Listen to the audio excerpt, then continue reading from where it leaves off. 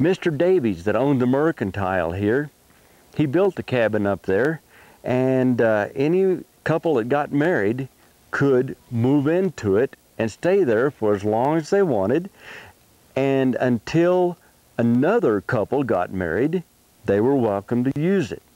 And it is one of the longest standing cabins that we have here. It's still alive and well. Well, Billy Liberty, he was the blacksmith. He was just an interesting fellow.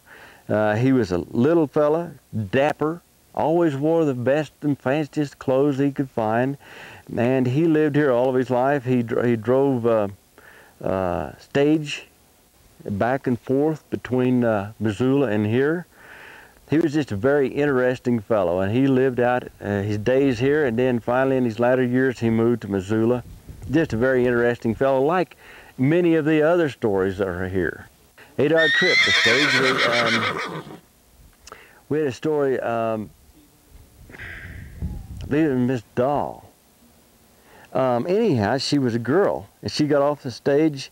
She got off in the stage in Missoula, and she missed the stage on up to here. So she walked it the whole way, and well, she had a job waiting for her at the hotel.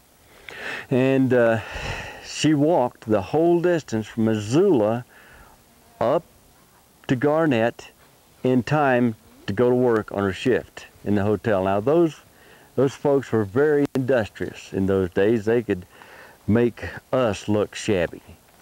Well, there was Beartown, which was halfway up, but no way stations of any significance coming up from the other way. The other 200 road, there is a station right there. We use it for a warming cabin for our snowmobilers in the wintertime. And then you can look for Garnett to boom again. Of course, nobody will actually be in the town of Garnett, because it's now BLM land, a historical site. But the Garnett Mountains will boom again. This is Davies Mercantile, and this was an add-on later that was his pharmacy. And he was an unusual fellow.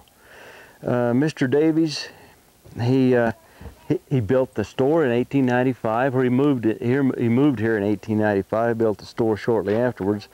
The store, it was the modern day shopping center.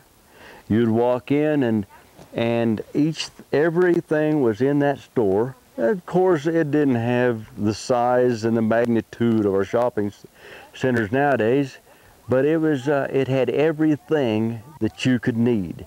In the back of the store, he had a ice house, and the ice house he would bring.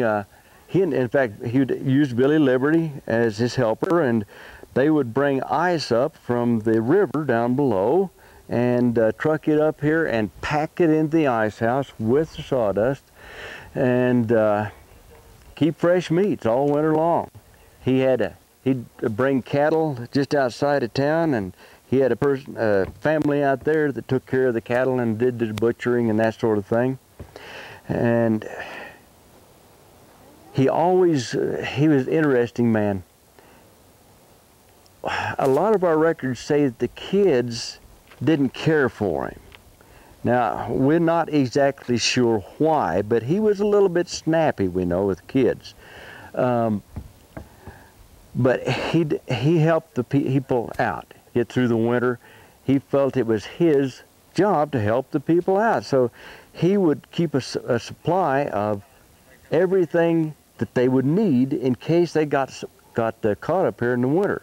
The staples, the food, everything that they could possibly need. Well, whenever the store would run dry of these things in the summer, and he hadn't got any in yet, the people would get upset with him, because if they wanted, say a lady wanted a new hat, and he didn't have any in there, but he knew he had them stored in here, they would get very upset with him because he wouldn't break them out. But he was firm in his belief that they were he had the staples for hard times.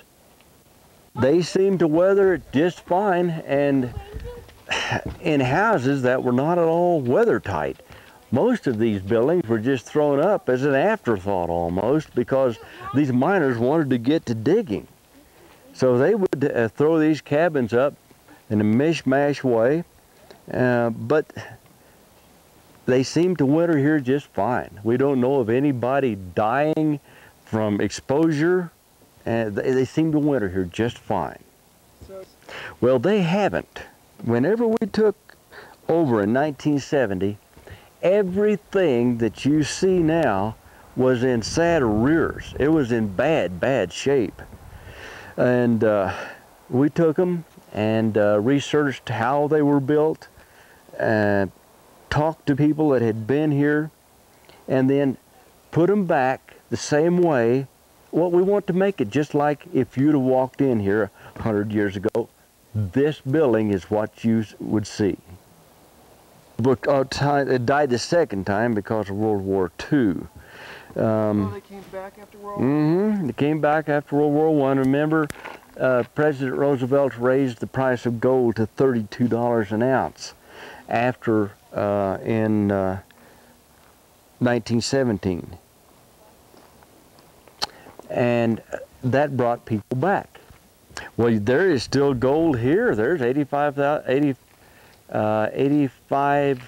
million ounces of gold, and there's a company that knows where the gold is, but it's not worth going after because it's the price of it doesn't warrant digging it up, and it's no cheap operation to go get it. You can come up the road from the Range Road is 10 miles from 200, and from 200 you can go into Missoula.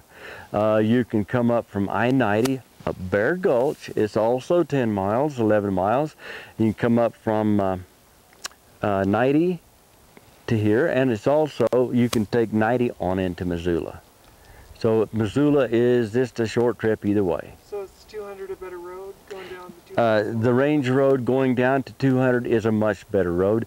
It's 15 foot wide, where the Bear Gulch Road is a single car road with pullouts. The gold has stayed at $249, give or take $20 or $30, since the 50s. Gold has not went up at all. But there are still some folks that believe that it was sled.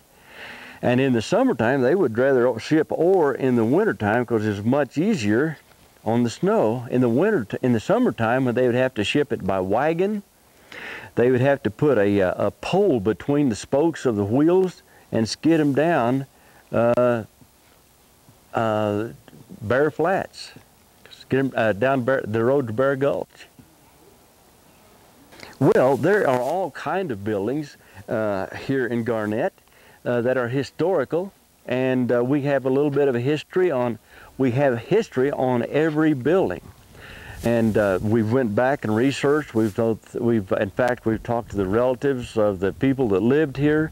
Anytime that we can find somebody that has any association with Garnett, we love to hear from them, because that's how we keep improving the history that we have. All the buildings, the Wells Hotel, the honeymoon cabin has a story behind it, the livery stable, Billy Liberty's livery stable.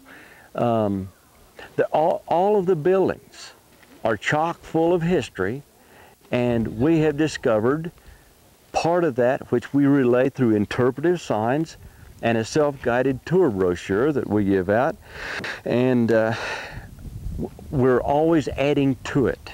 That's why we really appreciate relatives of the folks that lived here. The honeymoon cabin, it's nothing, it's pretty plain cabin as cabins go, but Mr. Davies that owned the tile here, he built the cabin up there, and any couple that got married could move into it and stay there for as long as they wanted, and until another couple got married, they were welcome to use it.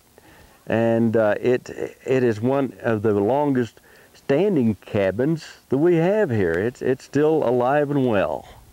Well, Billy Liberty, He was the blacksmith.